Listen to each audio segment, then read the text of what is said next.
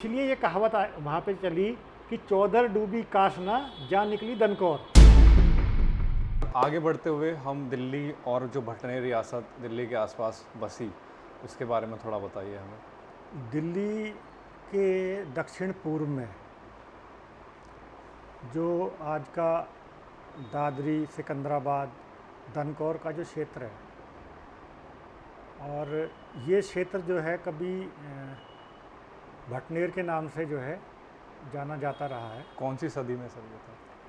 यदि हम बात करें तो जो ब्रिटिश जो एथनोलॉजिस्ट थे, जिनमें विलियम क्रुक भी हैं, उन्होंने भी लिखा इस चीज़ को कि लौनी से लेकर के कासना तक का क्षेत्र, और इसमें दादरी, दनकौर और सिकंदराबाद के जो क्षेत्र हैं ये भटनेर कहलाता था। और वो इसलिए कहलाता था क्योंकि इसमें जो गुर्जरों का जो भाटी गोत्र है इसकी बाहुल्यता थी, और इनका एक जो है वहाँ पर वर्चस्व रहा, तो इस कारण से ये भटनेर कहलाता था। और आज भी जो है जो लोकल ईडियम्स कहें हम, लोकल जो भाषा कहें, क्षेत्रीय आंचलिक जो शब्दावली है, उसमें इस क्षेत्र के लिए नाम भटनेर ही आता है। तो यहाँ पर ऐसा कहा जाता है कि यहाँ पर 360 गांव जो है वो भाटी गोत्र के थे, और इसमें जो अधिकांश गांव थे वो भाटी गोत्र के गुर्जरों के हैं, 360 गांव में। तो अगर हम ये कहें कि भाई इस क्षेत्र में जो भाटी हैं उनका इतिहास जो है वो कब से शुरू होता है, कहाँ से हम मान सकते हैं कि वो इस क्षेत्र में हैं, तो इसमें जो हमको पता चलता है, जो बात सामने आती है वो ये है कि ऐसा माना जाता रहा है, ऐसी सामाजिक मान्यता रही है कि जो भाटी जो क्लैन है ये राय पिथौरा के समय में इस क्षेत्र में बसी। पृथ्वीराज चौहान। हाँ, जो राय पिथौरा है वो पृथ्वीराज चौहान तृतीय के लिए जो है मशहूर है नाम। अच्छा। और उन्होंने महरौली में जिस किले का जो पहले से वहाँ एक किला था लालकोट के नाम से, जो तंवर शासकों ने बनवाया था, उनके किले का विस्तार उन्होंने कराया था, तो वो किला जो है राय पिथौरा के नाम से जाना जाता है। साकेत मेट्रो स्टेशन के पास है, तो राय पिथौरा का किला कहा जाता है। और इनका जो समय है वो लगभग 1175 से लेकर के आपका 1192 तक का इनका समय माना जाता है। लेकिन मेरा इसमें ये मानना है कि क्योंकि दिल्ली के जो चौहान थे, दिल्ली अजमेर के चौहान कहलाते हैं, इनमें क्योंकि पृथ्वीराज चौहान है, उनका नाम जो है बहुत प्रसिद्ध है, इसलिए जो है मतलब जो उनके नाम को ज़्यादा याद रखा गया और ये कहा गया कि भाई राय पिथौरा के समय में हम आए। मुझे ऐसा लगता है कि मतलब ये मेरा अनुमान है, एक इतिहास के का जो मेरा अपना अध्ययन रहता है उसके नाते, कि ये जहाँ तक है पृथ्वीराज चौहान के जो दादा थे विग्रहराज चतुर्थ, है ना, विग्रहराज चतुर्थ जिन्होंने दिल्ली विजय करी थी, ये मुझे लगता है कि उनकी दिल्ली जब उन्होंने विजय की उस समय उनके साथ में, उनकी सेना में ये लोग आए होंगे, ऐसा मेरा अनुमान है। और इसका एक कारण है ऐसा अनुमान होने का, वो ये है क्योंकि इतिहासकारों ने जो गुर्जर प्रतिहारों के इतिहास का अध्ययन किया, उसके बाद में जो उनके सामंत थे, बहुत से उनके सामंत थे जिनमें चौहान भी थे, शाकुंभरी के चौहान, सांभर के चौहान जिन्हें कहते हैं, वो भी उनके सामंत थे। गहलोत जो थे वो भी उनके सामंत थे। कलचुरी सामंत थे। चालुक्य, परमार, ये सब उनके, चंदेल, ये सब उनके सामंत थे। तोमर भी सामंत थे, भाटी भी सामंत थे। तो ये उनके सामंत थे, और गुर्जर प्रतिहार जो थे वो सम्राट हुआ करते थे। तो उन्होंने उनकी जो राजनीतिक व्यवस्था थी उसकी एक विशेषता ये थी कि जब वो नए क्षेत्रों को जीतते थे तो उनकी जो विजेता सेना के जो सरदार होते थे उनको वो गांव अलॉट करते थे, जितनी बड़ी उसकी सेना होती थी उस सरदार की, और उस हिसाब से वो गांव अलॉट किए जाते थे। जैसे कि जैसे किसी की छोटी सेना है तो उसको 12 गांव दे दिए, है ना। किसी की और थोड़ा बड़ा है तो 24 गांव दे दिए, कोई और थोड़ा बड़ा है तो उसको 84 गांव दे दिए, और कोई ज़्यादा बड़ा है तो उसे 360 दे दिया। जी। इस प्रकार से ये प्रथा जो है गुर्जर प्रतिहारों की प्रथा थी। और गुर्जर प्रतिहारों की जो सेना थी उसमें स्टैंडिंग आर्मी के अलावा जो एक उनकी अपनी निजी सेना थी, जो एक सेना वो रखते थे हर समय हाँ जी। युद्ध के लिए तैयार, उसके अलावा उनके सामंतों की अपनी सेनाएं हुआ करती थी, है ना। उनकी उनकी जो आर्मी थी वो इस प्रकार की थी। हाँ जी। उसमें भिन्न गोत्रों के जो भिन्न गोत्र नख थे उनके जो सरदार होते थे वो अपने अपने जो है क्लैन मेंस को लेकर के ना, अपने गोत्र के लोगों को लेकर के आते थे लड़ने के लिए उनकी सेना में। तो वो जब वो कोई क्षेत्र जीतते थे तो वो बसा देते थे। तो ये प्रथा गुर्जर प्रतिहारों में भी थी और उनके जो सामंत मैंने आपको बताए उनमें भी थी। और ये एक पूरा ग्रुप था, इनमें आपस में शादी ब्याह होते थे। ये जो पूरे मैंने आपको नाम लिया इनमें प्रमाण मिलते हैं, इनमें सब में आपस में शादी ब्याह हो रहे थे उस समय। तो इन्होंने इनको बसाया जगह जगह ना, अपनी विजेता सेना के सरदारों को, उन सरदारों ने अपने गोत्र के लोगों को बसाया। तो ऐसा मतलब क्योंकि ये माना जाता है कि देखिए उत्तर भारत की विजय प्रतिहारों ने की, जो गुर्जर प्रतिहार जो कन्नौज से जिन्होंने शासन किया और जो इंपीरियल पावर माने जाते थे, मतलब तुर्कों से आने से पहले भारत में वो इंपीरियल पावर माने जाते थे। हर्षवर्धन को पहले अंतिम हिंदू सम्राट बोलते थे, लेकिन बाद में ये चीज़ सामने आई कि जो प्रतिहार थे वो भी उनका भी एक विशाल साम्राज्य था और वो सम्राट थे। तो वो कन्नौज से शासन करते थे। उससे पहले उनका इतिहास जो है वो मालवा से मिलता है, है ना, उज्जैन से मिलता है। तो ये उधर से जो राजस्थान का जो क्षेत्र है और जो आपका मालवा का क्षेत्र है, वहाँ से इनके साथ में बहुत सारे इनके जो सेना थी उन लोगों का माइग्रेशन हुआ जहाँ ये इन्होंने जीता। तो उत्तर भारत को नागभट्ट ने ही जो है आपका जो मुरादाबाद का क्षेत्र है इसको जीत लिया था। संभल है आज का, चंबू पालिका बोलते थे इसको, वहाँ से नागभट्ट द्वितीय का अभिलेख मिला है। और मीर भोज के मतलब जो है कम से कम उसका शासन करनाल तक उसका शासन माना जाता है। तो आप देखेंगे कि जो 12, 24, 84 ये आपको करनाल तक ही मिलती हैं। अच्छा। करनाल के आगे इस तरह की 84 नहीं मिलती हैं, है ना। 12 के मल्टीपल में गांव नहीं मिलते हैं। हाँ, जो 12 और 12 के गुणांक में जो गाँवों का जो अलॉटमेंट है, जो फीफ का अलॉटमेंट है, ये यहीं तक मिलता है। कहाँ से कहाँ तक सर एक बार? ये जो है आपका जो पूरा वेस्ट यूपी है इसमें मिलता है, और जो है जो जमुना पार का जो इलाका है पूरा लगा हुआ उसमें मिलता है ये आपका करनाल तक। करनाल तक ये आपको बहुत सारे मिलेंगे। हाँ। इसमें आप देखेंगे तो जैसे आपका अगर हम सहारनपुर की तरफ से देखें तो खूबड़ पवार जो है उनकी 84 है, फिर कलशान चौहान है उनकी 84 है, फिर बालियान जो जाट हैं उनकी 84 है ना। वहाँ पे फिर मलिक खाप भी है, उनकी काफ़ी बड़ी है ना। जिसे और फिर आपका जो सलक लैन तोमर हैं इनकी 84 है, आपका जो बागपत बड़ौद का क्षेत्र है सलक लैन जाट जो हैं तोमर हैं।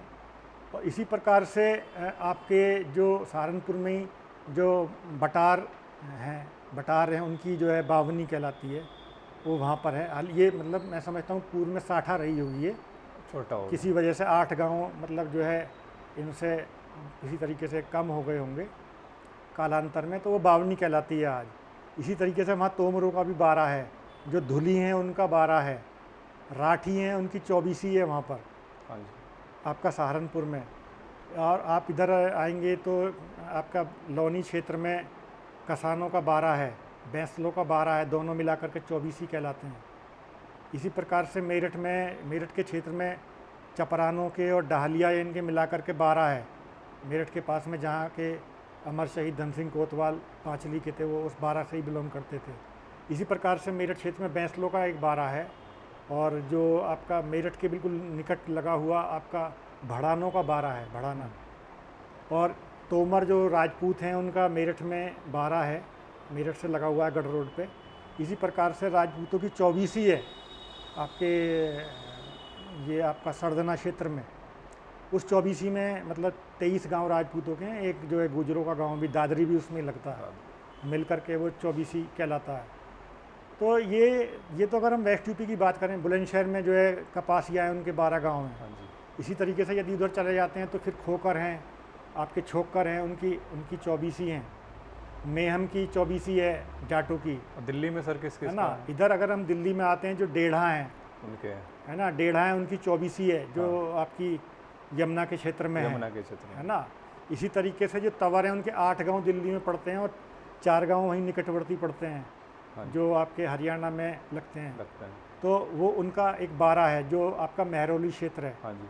है ना, वो उसमें है। वहीं पे बढ़ाना जो गोत्र है, उनका 12 है। इसी तरीके से एक 84 है, जिसके मुखिया जो है नागर कहलाते हैं, नागड़ी जो गोत्र है गुजरों का, ये भी फरीदाबाद में है। इसमें ये सभी जातियों के गांव हैं, उसमें गुजर भी हैं और भी लोग हैं, लेकिन जो उसका एक तरह कह सकते हैं जो मुखिया हैं, वो जो नागर गुजर हैं, वो लोग हैं। तो सर आप 360 गांवों के बारे में बता रहे थे। तो ये दिल्ली के दक्षिण पूर्व में 360 गांव हैं भाटी गोत्र के।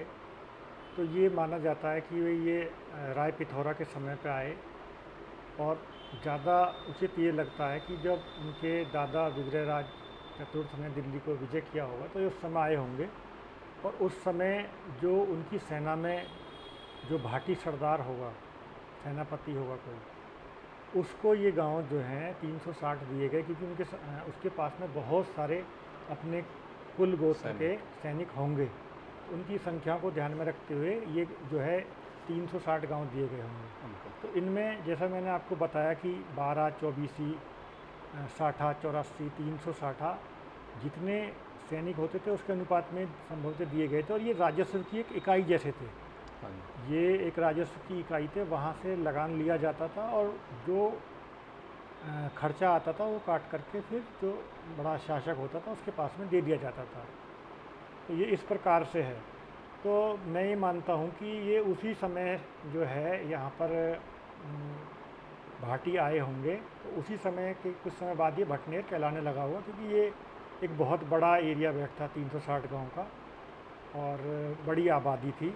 और सबसे पहले जो है यहाँ पर कासना में जो है माना जाता है कि आकर के बसे, यानी कि जो मुख्यालय था, जो वो भाटी सरदार होंगे, सेनापति होंगे, उनका मुख्यालय कासना में था। वहाँ पे किला बनाया गया और दूसरी चीज़ें बनाई गई। लगभग कौन सी सदी के? ये अगर हम मानते हैं, अगर विग्रहराज चतुर्थ के समय से हम माने, तो उनका शासनकाल 1158 से लेकर के 63-64 तक आता है। इसी बीच उन्होंने दिल्ली विजय करी थी, तो उस समय लगभग ये घटना घटी होगी। और पृथ्वीराज तृतीय जो उनके पौत्र हैं, वो 1175 से लगभग उनका समय माना जाता है, और 1192 तक, तराइन के द्वितीय युद्ध तक।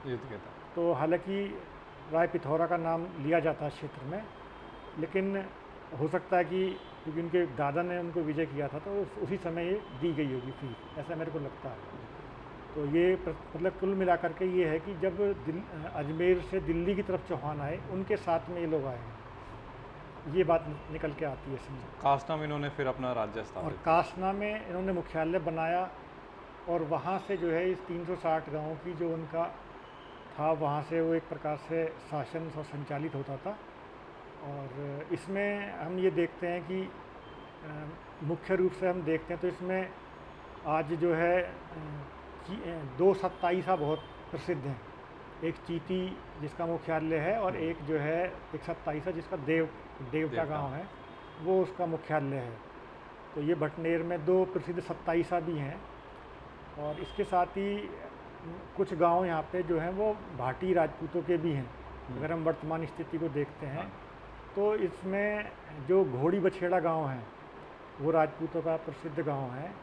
इसके अलावा उनका धूम मानिकपुर, दादरी और आपका आम का, ये उनके मतलब गांव हैं जो भाटी राजपूत हैं।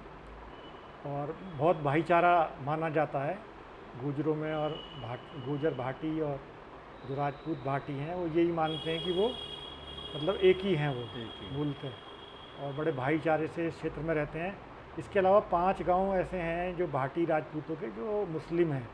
इनमें जो सबसे प्रसिद्ध गांव हैं वो तिल बेगमपुर है, और इनके अलावा वहाँ पे मंडपा, कलौंदा अंधैल, ये जो है मुस्लिम जो होते हैं। भाटी राजपूत हैं, उनके ये गांव हैं।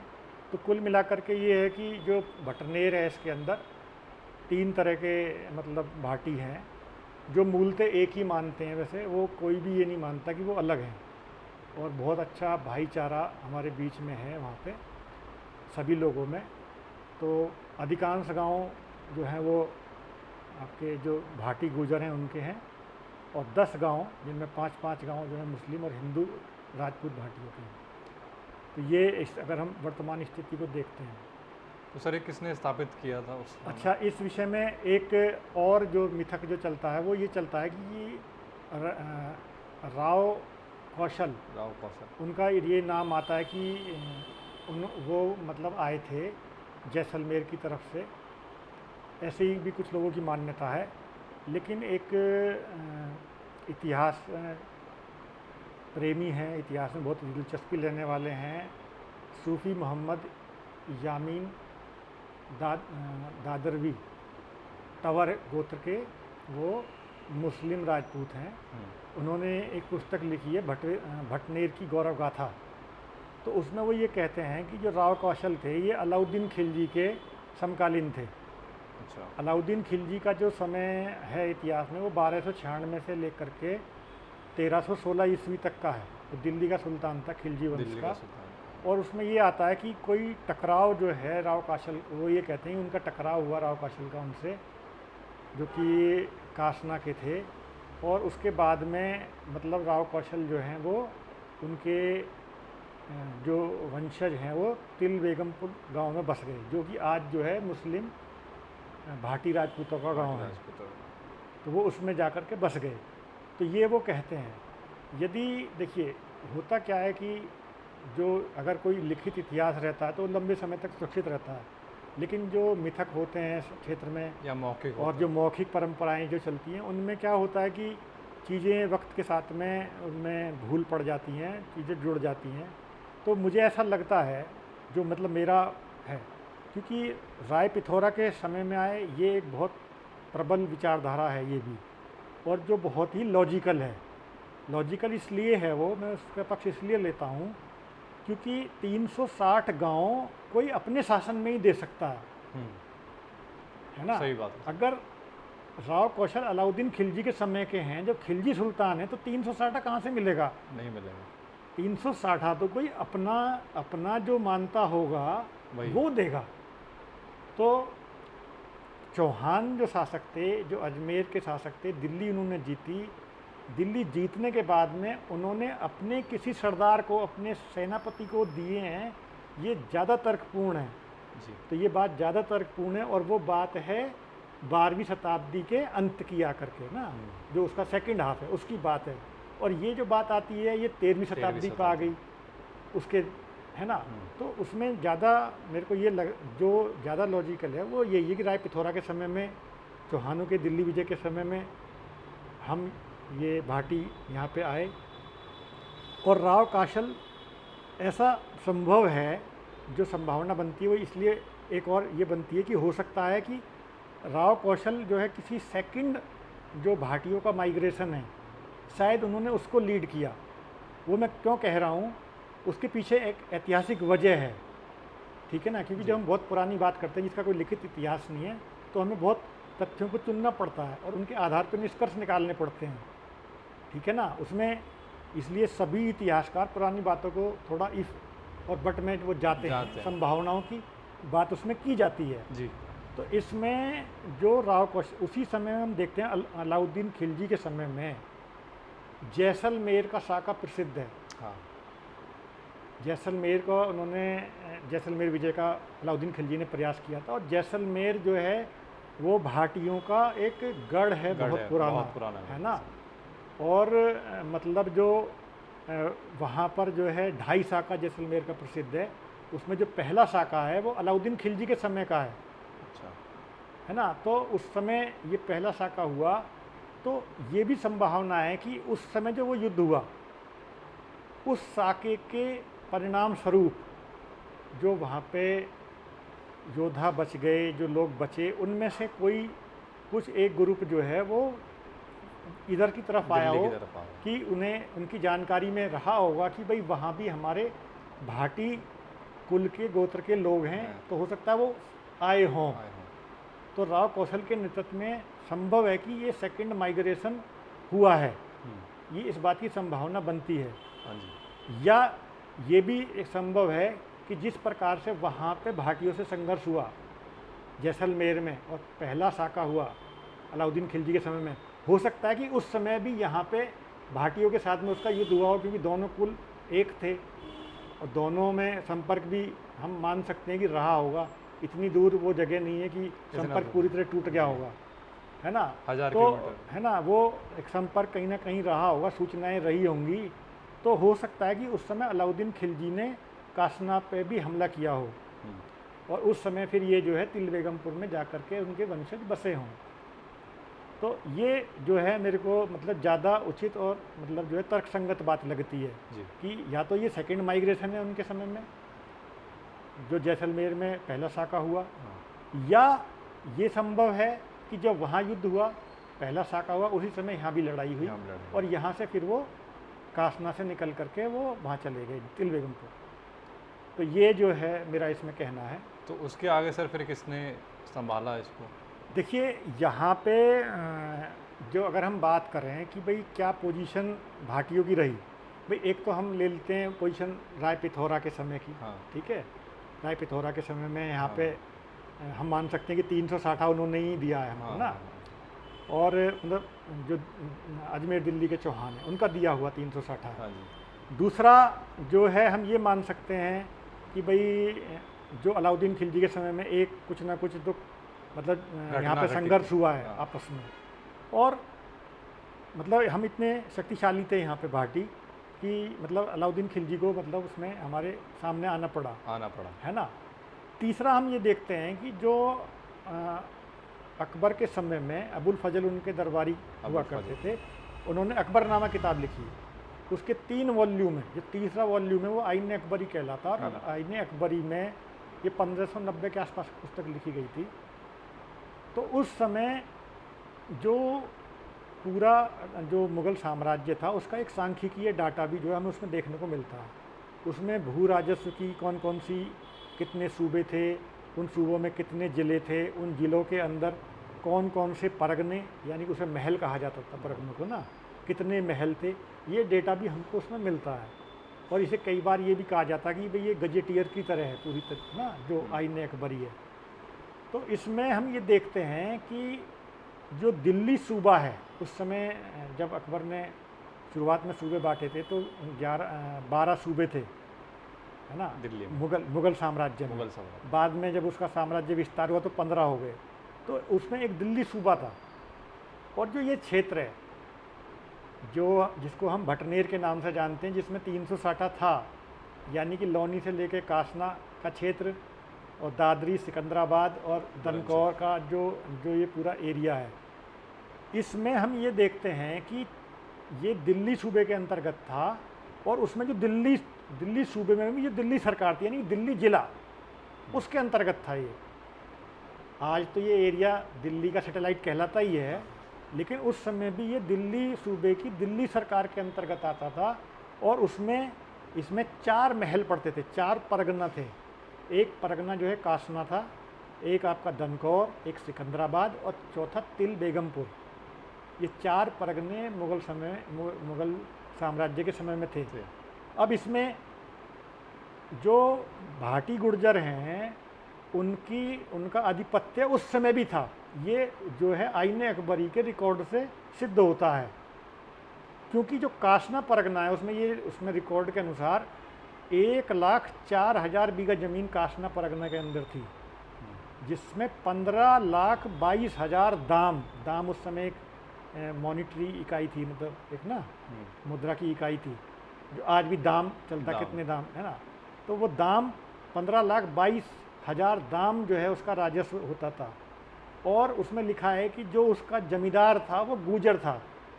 कासना का जमींदार कौन है? आइन अकबरी के अनुसार गुर्जर था कासना का जमींदार। और वो उसके पास में जो लाइबिलिटी थी वो 40 घुड़सवार और 400 पैदल सिपाही रखने की लाइबिलिटी भी उसके ऊपर थी। मुग़ल सेना के लिए, मुगल सेना के लिए। ये लाइबिलिटी भी उसको दी गई थी। जी। फिर जो सिकंदराबाद परगना है उसमें 66,000 बीघा ज़मीन थी और उसका राजस्व करीब 12 लाख जो है दाम था, 12 लाख दाम। और उसका जो जमींदार था वो भाटी गुजर लिखा हुआ है, ठीक है, सिकंदराबाद। सिकंदराबाद। दनकौर उसमें 1,28,000 बीघा ज़मीन है लगभग, और उसका जो रेवेन्यू है लगभग जो है वो 10 लाख रुपया, 10 लाख रुपया उसका जो है, 10 लाख रुपया नहीं, सॉरी, दाम उसका मतलब वो है। और उसका जो जमींदार है वो भी गुजर है। तिल बेगमपुर, ये सबसे, इस एरिया का जो भटनेर एरिया उसका सबसे छोटा महल यानी परगना था।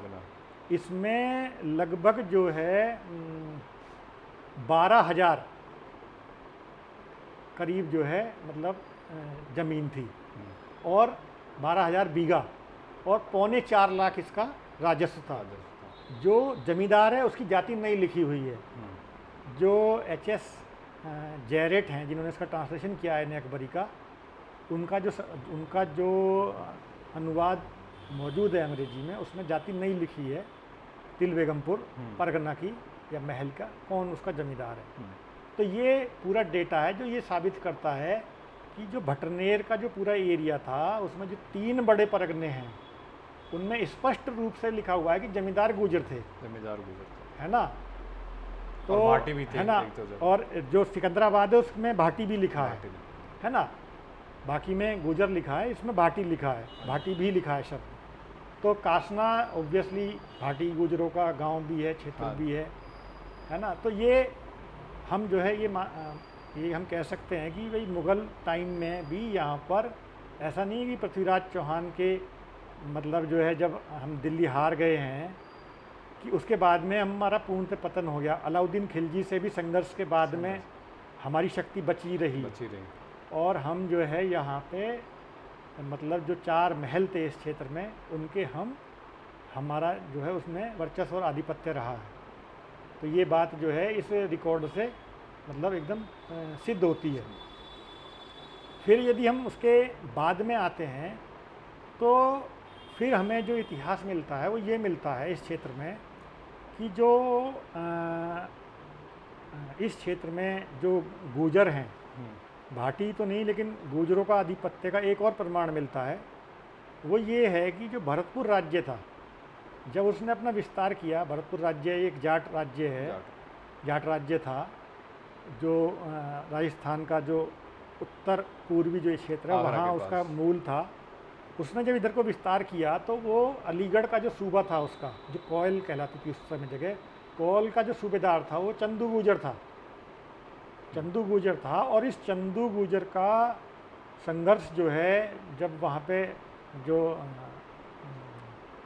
जवाहर सिंह थे जाट राजा, उनके बाद में नवल सिंह उनके भाई जब जाट राज्य के शासक हुए तो उनके समय में दिल्ली के मुग़ल बादशाहों से उनका संघर्ष हुआ और उसमें एक लड़ाई जो है दनकौर में हुई, इसे दनकौर का युद्ध कहते हैं। और उसमें मुग़ल सेना जो बहुत ही ट्रेंड आर्मी थी, उसे यूरोपियंस ने ट्रेन किया था। उस समय नजफ़ खान, मिर्ज़ा नजफ़ खान थे और दिल्ली का बादशाह शाह आलम था।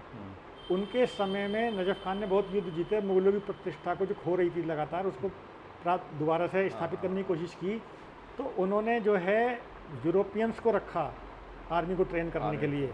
तो यूरोपियंस द्वारा जो ट्रेंड और डिसिप्लिन आर्मी थी उसके सामने जो भरतपुर राज्य की जो सेना थी जिसको लीड चंदू गुजर कर रहा था और दानशाही जो जाट राजा का एक रिश्तेदार था वो लोग कर रहे थे, उस युद्ध में जो है चंदू गुजर इतनी बहादुरी से लड़ा कि सामने से तोप और बंदूक की गोलियों में लगातार बारिश हो रही थी, लेकिन वो अपनी सेना को लेकर के आगे बढ़ता चला गया। उसकी पूरी सेना जो है मतलब गोली लग लग के गिरती रही लेकिन आगे बढ़ती रही और चंद लोग जो है मतलब मुग़ल सेना के पास तक पहुंच पाए, उनमें चंदू गुजर भी था। और वो ये कहते हैं कि जा कर के जो चंद बचे हुए लोग थे वो घायल थे, उन्हें बंदूकों की संगीनों से मतलब बेयोनेट कर दिया गया ना, एक तरीके से संगीन घोंप करके मार दिया गया। तो उसका एक एग्जाम्पल दिया जाता है कि अगर अंग्रेज़ जीते हैं, यूरोपियंस भारत में जीते, तो उनकी जो विज्ञान तकनीक, जो हथियार थे उन पे अच्छे, उसकी वजह से जीते। उनकी जो आर्मी जो थी, डिसिप्लिन जो आर्मी थी, आधुनिक लाइन में जो डिसिप्लिन थी, उसकी वजह से जीते। अदरवाइज बहादुर लोग तो चंदू गुजर जैसे भी थे। ये टिपिकल एग्जाम्पल दिया जाता है नेटिव वेलोर का, जो है ये मतलब टिपिकल एग्जाम्पल दिया जाता है कि भारत के लोग कितने बहादुर थे। तो वो चंदू गुजर जो है वो इसी क्षेत्र में था, जो ये आपका जो बटनेर का जो एरिया है ये उसके उसमें था। अरे वाह। तो इसी समय में, जो लगभग यही समय है, उसी समय इस क्षेत्र में शंभू सिंह थे, जो गांव कटहरा के रहने वाले थे। शंभू सिंह ने अपनी जो है बड़ी प्रतिष्ठा और धाक बनाई, और उन्होंने जो है मतलब उनकी दिल्ली के दरबार तक चर्चा थी कि भाई उस क्षेत्र में शंभू सिंह हैं। वो भाटी क्लैन के ही थे, जो कटहरा है वो भाटी जो गुजर हैं उनका ही गांव है। तो एक इतिहासकार हैं, बहुत बड़े इतिहासकार हैं, डिर्क एचेकॉफ करके, नीदरलैंड के हैं वो। उन्होंने एक बुक लिखी है ग्रास इन देयर माउथ। तो वो इसी जो ये अपर दोआब है इसी के ऊपर वो पूरी बुक है, और उसमें उन्होंने ये भी कहा है कि शायद चंदू गुजर और शंभू सिंह भाटी एक ही व्यक्ति हैं। हालांकि मतलब इसके कोई प्रबल प्रमाण नहीं है, लेकिन चंदू गुजर जितने बहादुर थे वैसे ही बहादुरी मतलब शंभू सिंह भाटी की थी। तो चंदू गुजर को तो बहादुर बेबदल कहा। जो मुगल इतिहासकार थे उस समय, इबरत नामा एक बुक है उन्होंने लिखी, तो उसमें उन्हें बहादुर बेबदल कहा कि ऐसा बहादुर ही नहीं हो सकता कोई। तो चंदू गुजर के तो जो शंभू सिंह भाटी हैं, तो जो डिर्क एचेकॉफ ये कहना चाहते हैं कि जो करेक्टर इतना मैच करता है बहादुरी के हिसाब से दूसरी चीज़ों से, कि शंभू सिंह भाटी ये हो सकता है कि वही बहादुर बेबदल चंदू गुजर हैं। तो सर इनकी क्या कहानी है शंभू सिंह भाटी की? शंभू सिंह भाटी जो हैं, फिर जब इनकी प्रसिद्धि बढ़ी तो ये हो गया कि भाई अगर इस क्षेत्र में जो अगर राज चलाना है जिस किसी को भी, तो शंभू सिंह भाटी जो है उनकी जो शक्ति है उसको रिकॉग्नाइज करना पड़ेगा। तो फिर जो इनके पुत्र थे दरगाई सिंह, उनको जो है मुग़ल दरबार से 138 गांवों की अमलादारी दी गई और राव का खिताब दिया गया, और चौबकारी, कुछ लोग उसे चोर मार भी कहते हैं, यानी चोरों को मारने वाला। ये खिताब उनको दिया गया मुग़ल दरबार से, शाह आलम ने दिया। लेकिन इसके पीछे की जो कहानी है वो ये है कि ये जो समय चल रहा था, इस समय की यदि हम बात करते हैं तो इस समय जो ऊपरी दोआब था, इस ऊपरी दोआब में जैसे सहारनपुर से लेकर के और बुलंदशहर तक का क्षेत्र मान सकते हैं। हाँ जी। तो इस समय में 5 बड़े परिवार माने जाते थे कि 5 बड़े राजनीतिक परिवार इस क्षेत्र के, उनमें 3 जो हैं परिवार गुर्जर थे। एक थे आपके जो लंढोरा के राजा रामदयाल थे, उनका नाम आता है।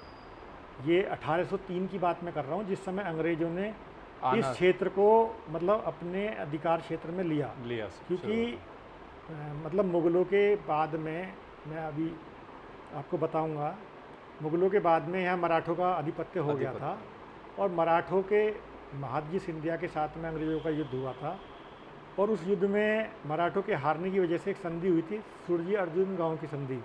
उस संधि के तहत अपर दोआब का ये क्षेत्र है ये अंग्रेज़ों को दे दिया गया था, और अंग्रेज़ जो हैं वो दिल्ली में और अब ऊपरी दोआब के इन क्षेत्रों में काबिज हो गए थे। तो अंग्रेज़ ये लिखते हैं कि जब ये क्षेत्र में हम आए तो यहाँ ऊपरी दोआब में 5 परिवार थे। उनमें एक लंढोरा के रामदयाल जो कि खूबड़ पवार थे, है ना, और उनके पास में उस समय 804 गांव की जो है एक मुकर्ररदारी थी, है ना, जो बाद में 1200 गांव तक बढ़ गई थी। अच्छा। मतलब एक समय में 804 गांव की थी वो। तो उसके बाद में 350 गांव की मुकर्ररदारी जो थी वो आपके जो बैसुमा परीक्षतगढ़ के जो नांगड़ी नागर गोत्र के जो थे उनके पास में थी। उस समय राजा नैन सिंह थे 1803 में। और 138 गांव की मुकर्ररदारी जो है वो दादरी क्षेत्र में थी। राव अजीत सिंह भाटी जो कटहरा के थे और उनका परिवार दादरी में रह रहा था दरगाही सिंह के समय से, उनके पास में ये मतलब अमलादारी थी। और चौथा परिवार जो था वो जो कुचेसर के जो जाट राजा थे वो उनका था। और पांचवा परिवार जो था वो नवाब छतारी जो कि बड़गुजर राजपूत थे उनका था। तो ये 5 परिवार जो है वो अंग्रेज मानते सबसे बड़े थे। सबसे बड़ा। तो उनमें एक परिवार जो है वो राव अजीत सिंह का था, जिनके पास में 138 गांव थे। हम्म, तो ये उस समय की स्थिति थी, है ना। और ये इस स्थिति को जो बनाया था वो शंभू सिंह भाटी थे, राव दरगाई सिंह, तो सर उन्होंने है ऐसा ना। क्या और किया उसके था बाद में शंभू सिंह भाटी ने? राव अजीत सिंह, देखिए उन्होंने क्या किया था कि वो अपने साथ में सेना रखते थे और वो जो भी लोकल अफेयर्स थे उनमें किसी की भी बात को नहीं चलने देते थे। उन्होंने उनकी बात जो है वो अघोषित कानून बन गई थी। उन्होंने अपने आप को पूरी तरीके से असर्ट कर दिया था। तो उनको मजबूरी थी कि कोई भी सत्ता उनको साथ में ले या उनके स्वतंत्र अस्तित्व को स्वीकारे, स्वीकार करें। है ना। तो जो मुग़लों ने उसमें यही अच्छा समझा उस समय क्या था कि 1761 में पानीपत की लड़ाई जो तृतीय युद्ध था उसमें मराठे हार गए। मराठे हार गए तो वो अहमद शाह अब्दाली जो अफ़गानिस्तान से आया था वो यहाँ पे नजीबुद्दौला को दिल्ली का एक तरीके से प्रशासक बना गया, शासक बना है ना। शाह आलम को उसने बनाए रखा कि आप बन जाओ दोबारा से सम्राट, मुग़ल बादशाह। हाँ, लेकिन कामकाज कौन देखेगा? नजीबुद्दौला देखेगा। तो नजीबुद्दौला लंबे समय तक बना रहा। नजीबुद्दौला बहुत दूरदर्शी आदमी था। उसने कहा कि यदि उसे अपना राजकाज यहाँ रखना है तो जो क्षेत्रीय ताकतें हैं उनको अपने साथ मिलाना होगा। तो तब उसने जो बल्लभगढ़ के जो जाट राजा थे उनको, और जो आपके राव दरगाही सिंह थे जो शंभू सिंह भाटी के पुत्र थे उनको, और जो चौधरी मनोहर सिंह थे लंढौरा वाले उनको, और राव जैत सिंह नांगड़ी जो कि मूल थे बम्बावड़ जो गांव पड़ता दादरी की तरफ, वहाँ के थे। और उन्होंने अपने आप को गंगा के जो घाट थे वहाँ उन्होंने अपने आप को बहुत शक्तिशाली बना लिया था, मवाना हस्तिनापुर इन क्षेत्रों में और गंगा पार बिजनौर में भी। तो यहाँ उनको जो है उन्होंने रिकॉग्नाइज किया, है ना। और जो कुचेसर के जो जाट राजा थे मगनी राम थे उस समय ना, तो उनको उन्होंने रिकॉग्नाइज किया क्षेत्रीय शक्ति के रूप में। तो 3 इसमें गुर्जर थे और 2 जाट थे। तो ये नजीबुद्दौला ने इन लोगों को अपने साथ में लेने का प्रयास किया और इनको रिकॉग्नाइज चीफ जो है उसने बनाया एरिया। तो इस प्रकार से ये जो शक्ति है उसमें यहाँ पे बनी। तो जो राव दरगाई सिंह थे उन्होंने कठेड़ा गांव छोड़ दिया जब वो उनको राव की तो दादरी गांव था, वहाँ जा कर के उन्होंने एक अपना किला बनाया, अपनी कचहरी लगाई, बाजार बनवाया और वो वहाँ पे जाके स्थापित हुए। तो दादरी उस समय प्रसिद्ध नहीं था, वो दनकौर का एरिया कहलाता था, है ना। इसलिए ये कहावत वहाँ पे चली कि चौधर डूबी कासना जा निकली दनकौर। यानी कि जब मुग़लों के बाद में कासना का पतन हो गया, कासना में शक्तिशाली नहीं रहे लोग बाग, मतलब जो वहाँ पे जो भाटी थे वो शक्तिशाली नहीं, तो वो दनकौर क्षेत्र में दोबारा शक्तिशाली हुए और दादरी जो रियासत है एक प्रकार से उसका उदय हुआ। तो ये चीज़ आती है, यानी कि कहाँ चौधर कासना में डूबी दनकौर में निकली और दादरी राज्य का उदय हुआ। तो इस प्रकार से ये चीज़ मतलब आती है इनके इतिहास में ना। तो ये है ही कि शंभू सिंह के बाद में दरगाही सिंह रहे। दरगाही सिंह जो हैं उनके बाद में आपके राव अजीत सिंह थे। राव अजीत सिंह के को फिर जो है इन्होंने उनके ये अंग्रेज़ों ने जो बंदोबस्त किया वो ये किया कि राव दरगाही सिंह अजीत सिंह के बाद में मतलब जो मुकर्ररदारी है वो ख़त्म हो जाएगी और जो राव रोशन सिंह हैं उनको उन्होंने पेंशन दे दी जो उनके पुत्र थे।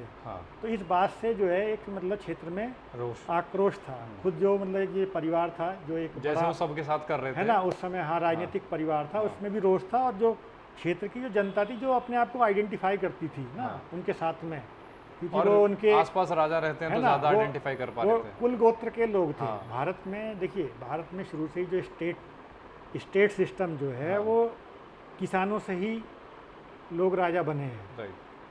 आप जो है हरमन कुल के हैं, उनका एक इतिहासकार बर्टन स्टेन है, आप इन्हें पढ़ेंगे ना तो आप देखेंगे कि इन्होंने बहुत अध्ययन किया है इन चीज़ों के बारे में। तो जो स्टेट सिस्टम था यहाँ पे वो क्लैन से शुरू होता था। पहले क्लैन जुड़ती थी, परिवार, क्लैन, फिर ट्राइब, फिर क्षेत्र के लोग, इस तरह से स्टेट बनी है जी। इंडिया के अंदर जो स्टेट फॉर्मेशन की के अगर हम उन्हें समझना चाहें तो ये भी एक सिमिलर पैटर्न पे चीज़ें थी। तो जो लोग थे वो आइडेंटिफाई करते थे कि भाई हमारे जो चीफ है उसको इन्होंने इस तरह से कर दिया। तो वो उनके लिए एक अस्मिता का प्रश्न था, लोगों के लिए एक आज़ादी, अस्मिता, एक स्वतंत्रता का प्रश्न था वो। हाँ। तो लोगों के अंदर रोष था। तो उनके बेटे थे राव बिशन सिंह, राव भगवंत सिंह, उनके भतीजे थे उमराव सिंह, है ना, उमराव सिंह भाटी, जिन्होंने बाद में जो बड़े लीडर के 1857 के बड़े लीडर के रूप में मतलब उभर जिनकी गया। पहचान है। तो ये एक मतलब एक प्रश्न था कि भाई इन्होंने मतलब जो है सबके साथ ऐसा किया। तो ये केवल इसी क्षेत्र में नहीं, सहारनपुर में उन्होंने जो लंढौरा रियासत थी उसके साथ में यही किया। जो राजा नैन सिंह जिससे संबंधित थे, जो बैसूमा परीक्षतगढ़ रियासत थी, उसके साथ भी उन्होंने यही सब किया। तो उन्होंने वो मुकर्ररदारियाँ समाप्त करके उनको बहुत छोटे छोटे गाँव का, कम कम गाँव का ज़मींदार बना दिया और पेंशन दे दी उन सबको ना। पेंशन दे दिया था। तो इस तरह से उन्होंने जब ये सब काम किए, तो हम देखते हैं कि पूरी जो वेस्ट में जो गुजर है उनके अंदर ये भावना थी कि भाई जो अंग्रेज़ हैं वो हमारे लिए अच्छे नहीं हैं। दूसरी उनकी जो जो राजस्व की जो नीतियाँ थीं वो भी मतलब जो है रास नहीं आई, बहुत सारे आम किसान को रास नहीं आई और गुजरों को तो बिल्कुल नहीं आई। हम ये देखते हैं कि जो 1839 से लेके 59 तक का एक डेटा है, दनकौर क्षेत्र में करीब 18 गांव जो हैं वो गुजरों के हाथ से निकल गए। वो दूसरी जाति के लोगों का उनमें जमींदारा हो गया, वर्चस्व हो गया। तो एक तरह से सीधा नुकसान जो है देखने को मिला, जमींदारी पे है ना। तो ये मतलब हम देखते हैं कि जो 1857 में लोग लड़े हैं वो मतलब पूरे ही क्षेत्र में आप लगाएंगे, देहरादून की तराई से लेकर के जहाँ से भी गुजर की छोटी छोटी आबादी शुरू होती है और दिल्ली तक, है ना, और उधर आगरा की तरफ आप जाएंगे वहाँ तक पूरा हर जगह गुजरों ने रिवोल्ट किया अंग्रेज़ों के ख़िलाफ़। और कई हज़ारों की तादाद में वो इकट्ठा हुए और लड़े, है ना, राव सिंह है ना। साथ तो में हाँ, तो वो लड़े हैं और कई क्षेत्रों में वो लड़े। जैसे मेरठ से धन सिंह कोतवाल के नेतृत्व में शुरू हो गई सब चीज़ें। सहारनपुर में फतवा गुजर, हरिद्वार में उमराव सिंह मानिकपुरी, है ना। इधर आप आगरा में जाएंगे तो सूबा देवहंस, है ना। इस तरीके से मेरठ में बैसूमा, मवाना, हस्तिनापुर क्षेत्र में राव कदम सिंह, उनके भाई पृथ्वी सिंह, दिलेल सिंह। तो कोई ऐसा क्षेत्र नहीं जहाँ उन्होंने मतलब बड़े मास लेवल पे जो है इन्होंने पार्टिसिपेशन किया। तो उसके पीछे वजह यही थी कि एक तो सीधा राजनीतिक महत्वाकांक्षा की भाई इनके आने से हमारी जो राजनीतिक प्रभुत्व था इस क्षेत्र में वो ख़त्म हुआ है, और सीधे सीधे जो लैंड एलियनेशन हुआ, ज़मीन हमारे हाथ से निकली है। तो ये प्रमुख वजह थी। और कहीं ना कहीं जो पुराना जो सिस्टम था जो उसको वो चाहते थे कि वो वापसी लौटे। तो ये मतलब आकांक्षाएं थी उनके मन में ना। तो ये हम देखते हैं कि जो फिर इस चीज़ को रिकॉग्नाइज भी किया गया। इस चीज़ को जब मुग़ल दरबार जब 11 मई को हम देखते हैं कि मेरठ से सैनिक पहुंच गए हैं 11 मई 1857 को दिल्ली कब्जा कर अब लिया। मुग़ल बादशाह को राजा जो घोषित। है ना दोबारा से हिंदुस्तान का बादशाह घोषित किया गया है। तो वहाँ से उन्होंने जो बलिदाद खान थे, नवाब बलिदाद खान, नाम जो मालापुर के मालागढ़ के नवाब थे, उनको भेजा उन्होंने कि दोआब का सूबेदार बना करके कि जाओ आप वहाँ पर अंग्रेज़ी राज का खात्मा करो और मुग़ल राज्य की स्थापना करो। तो हम देखते हैं कि वो सीधा वहाँ से कहाँ आए, दादरी आए, क्योंकि उन्हें मालूम था कि अगर उन्हें ऐसा करना है तो सबसे ज़्यादा ज़रूरत उन्हें किन की है, वो ज़रूरत है जो दादरी, दनकौर, सिकंदराबाद का ये क्षेत्र है, वहाँ के जो पुराने प्रतिष्ठित जो राज परिवार है, जिनका वर्चस्व है, जो लीड कर सकते हैं। और उन्होंने उस समय तक बुलंदशहर जेल पे हमला भी बोल दिया था एक बार कि उनको साथ में लेना ज़रूरी है। तो इस परिवार की ऐसी ताकत थी, इसलिए इनको मतलब जो है रिकॉग्नाइज़ किया। मतलब सीधा वो वहीं आए और वहाँ बैठ कर के मीटिंग हुई और ब्रिटिश शासन को समाप्त करने की योजना वहाँ बनाई गई। एक शिववंश राय वकील, उनका डेपोजिशन, उनकी गवाही है सिकंदराबाद की अदालत में। उन्होंने ये बात कही कि वहाँ बैठ कर के अंग्रेज़ी राज के खात्मे की नींव रखी गई, है ना, योजना बनाई गई। तो ये ऐसा परिवार था। तो इनकी अगर हम जो भटनेर की बात करें, हम भाटियों के 360 की बात करें, हम कासना और दनकौर की चौधर की बात करें, दादरी की बात करें, तो ये एक बहुत ही शक्तिशाली परिवार था। और एक ऐसी क्लैन इसके साथ में थी और ऐसे लोग साथ में थे जो अपनी अस्मिता और अपनी आज़ादी के लिए कुछ भी कर सकने की जिनके अंदर हिम्मत और मादा थी, और वो आज भी है। उस क्षेत्र के लोगों को जब मैं देखता हूँ तो उनके अंदर ये बात आज भी है, और मुझे खुद भी इस बात का गौरव है कि मैं मतलब इस क्लैन से आता हूँ। जी।